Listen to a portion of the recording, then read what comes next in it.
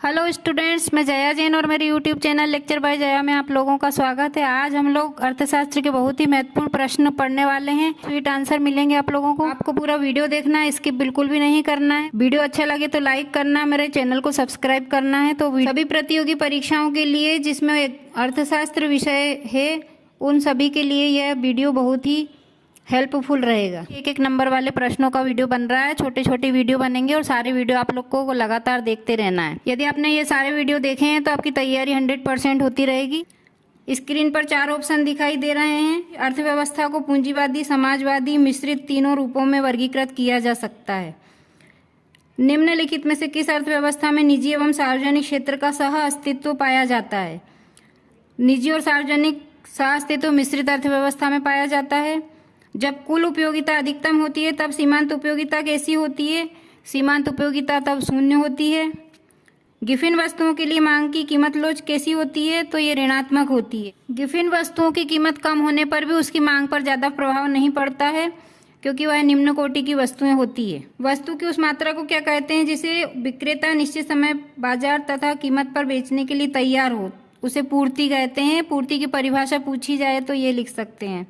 ऐसी वस्तुएं जिनका एक दूसरे के बदले प्रयोग किया जाता है क्या कहलाती हैं? वे स्थानापन्न वस्तुएं कहलाती हैं। उपभोक्ता का संतुलन उस बिंदु पर होता है जहां सीमांत उपयोगिता और मूल्य दोनों बराबर होते हैं। रिक्त स्थानों की पूर्ति कीजिए। अल्पकालीन उत्पादन फलन की व्याख्या परिवर्तनशील अनुपात के नियम के द्वारा की जाती है। अल्पकालीन अवधि में स्थिर लागत नहीं होती है। स्थिर लागत और परिवर्तनशील लागत क्या होती है? इनकी परिभाषा याद करेंगे।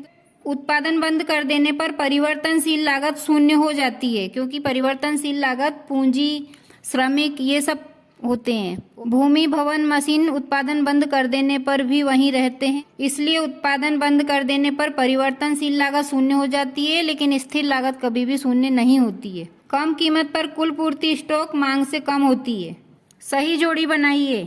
अतिरिक्त मांग, बाजार मांग अधिक है बाजार पूर्ति की तुलना में। अतिरिक्त पूर्ति, बाजार पूर्ति अधिक है बाजार मांग की तुलना में। अतिरिक्त मांग में मांग अधिक होती है और अतिरिक्त पूर्ति में पूर्ति अधिक होती है। आधुनिक अर्थशास्त्र के जनक एडम स्मिथ महामंदी 1929-30 में आई थी। सकल घरेलू उत्पाद को जीडीपी से व्यक्त करते हैं, सकल राष्ट्रीय उत्पाद को जीएनपी से व्यक्त करते हैं। एक वाक्य में उत्तर दीजिए। अंतिम वस्तुएं किसे कहते हैं? वे वस्तुएं जिनका उपभोग उपभोक्ता द्वारा किया जाता है अंतिम वस्तुएं कहलाती हैं। अर्थात वस्तु का उपभोग करने के बाद वस्तु खत्म हो गई, नष्ट हो गई, वो अंतिम वस्तु कहलाएगी। और जिनका पुनः उत्पादन किया जा सकता है वह मध्यवर्ती वस्तु कहलाएगी।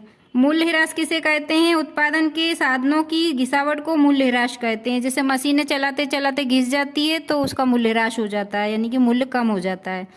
आरबीआई का पूर्ण नाम क्या है? रिजर्व बैंक ऑफ इंडिया है। रिजर्व बैंक ऑफ इंडिया की स्थापना 1935 में हुई थी और इसका राष्ट्रीयकरण 1949 में हुआ था। ये प्रश्न भी आते हैं कभी कभी। बंद अर्थव्यवस्था किसे कहते हैं? बंद अर्थव्यवस्था उसे कहते हैं जब किसी देश के अंदर ही उसका व्यापार चलता हो, अन्य देशों से व्यापार नहीं करता हो, वह बंद अर्थव्यवस्था कहलाती है।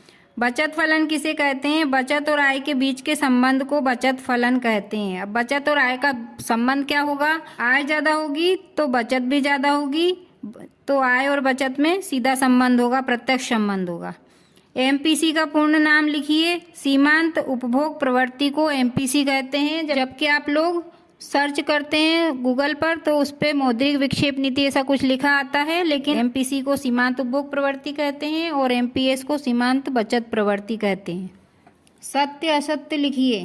कीन्स का रोजगार सिद्धांत प्रभावपूर्ण मांग पर निर्भर करता है, ये सत्य है।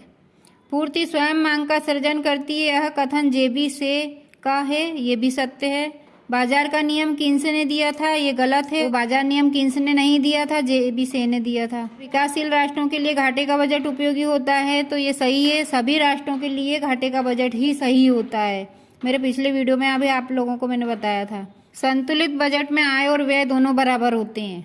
व्यापार शेष बराबर दृश्य मदों का निर्यात माइनस दृश्य मदों का आयात, ये भी सही है। स्थिर विनिमय दर का निर्धारण सरकार द्वारा किया जाता है, ये भी सही है। तो ये आपने 1 नंबर वाले सारे प्रश्नों के उत्तर देखे हैं। अगर आपको वीडियो अच्छा लगे तो लाइक करना। वीडियो जल्दी पाने के लिए चैनल को सब्सक्राइब करें। धन्यवाद।